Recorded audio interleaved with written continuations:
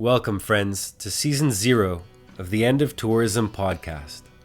In these mini episodes, you'll hear short transmissions speaking to the principles of the pod. We'll introduce you, our listeners, to the themes and questions that will be woven into our conversations, a kind of primer on our politics. This episode is entitled Myth and Mythos. Travel has long held a central place in the mythic imagination of countless cultures.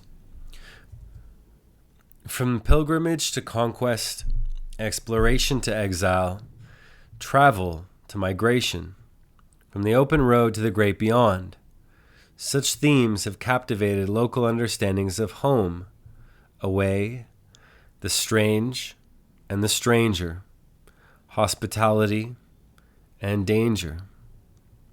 From Gilgamesh to the Odyssey, from the Crusades to Manifest Destiny, the myths and mythos that define our culture's traveling ways tend to define us, whether we're aware of them or not.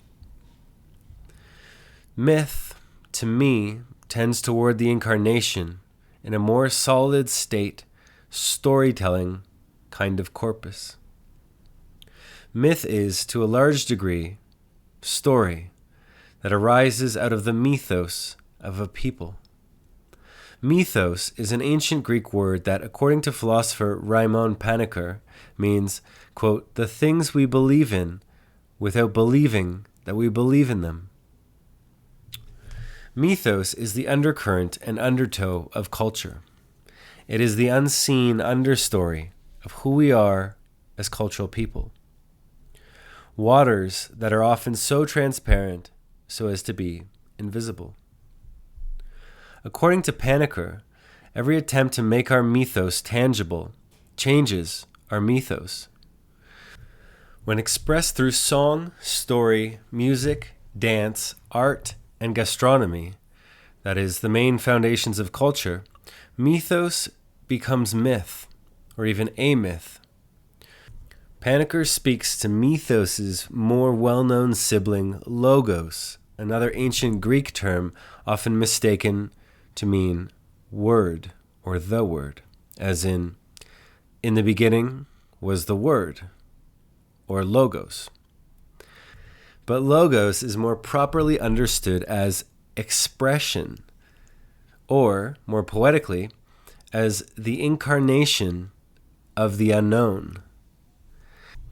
Myths point toward our cultural undercurrents, taking us on often wild rides into the coded language and landscapes wherein all that has given rise to our days rests and resides. Surely there are myths that are magical, fantastical, and speak to strange worlds very different from our own.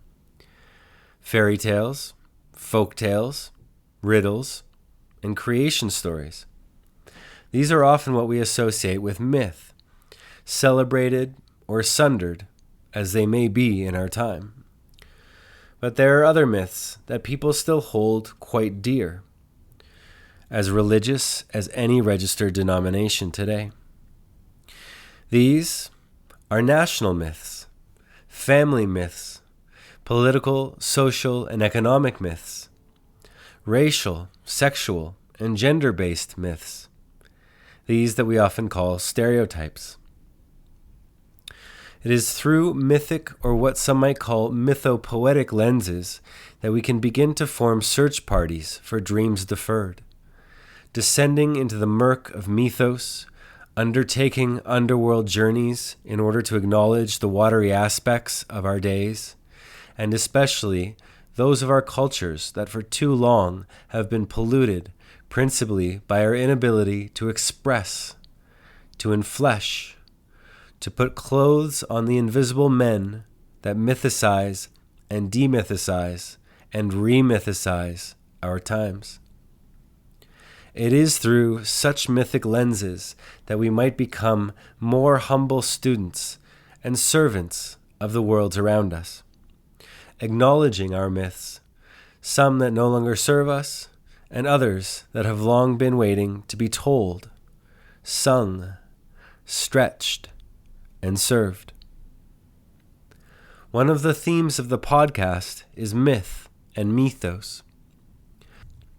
By digging in to the mythic depths and footprints of our millennial movements, we can begin to braille and read, remember and refine, and finally redefine the myths that move us, whether via tourism, migration, pilgrimage, or other forms of travel. In so doing, we might filter the bullshit from our own mythic watersheds and our own mythic understandings. We might come to see clearly where our prejudices and biases come from, both as persons and as cultures.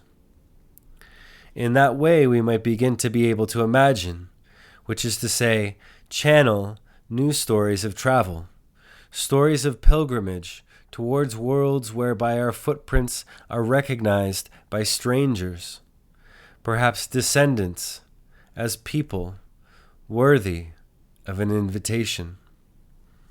Welcome to the end of tourism.